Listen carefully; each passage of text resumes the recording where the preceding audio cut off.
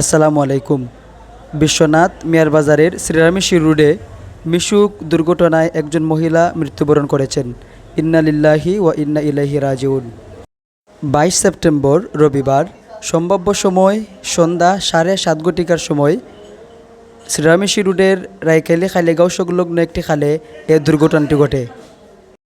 ঘটনাস্থলে গিয়ে জানা যায়, চান্দবরাং গ্রামের বন্দের বাড়ির সাইফুলের মাতা সুফিয়া বেগম, বয়স আনুমানিক 45 থেকে 50, তিনি এই দুর্ঘটনার শিকার হন।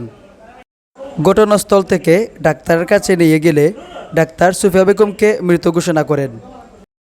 ঘটনাস্থলে গিয়ে আরও জানা যায় যে মিশুক গাড়িটির দুর্ঘটনা ঘটেছে সেই গাড়ির চালক ছিলেন রায়খালী গ্রামের শিশু মিয়া। শিশু মিয়া এ গাড়িটি ভাড়াটিয়া চালাতেন এবং এর আগেও তিনি সিএনজির চালক ছিলেন বলে দাবি করেছেন স্থানীয়রা। দুর্ঘটনা ঘটার পর মিশুক ড্রাইভার শিশু মিয়াকে খুঁজে পাওয়া যাচ্ছে না, এরকম মন্তব্য স্থানীয়দের। একটি দুর্ঘটনা হতে পারে সারা জীবনের কান্না। এই দুর্ঘটনার আরও বিস্তারিত জানতে জাকারিয়া টিভির সঙ্গেই থাকুন। জাবুসা, জাকারিয়া টিভি।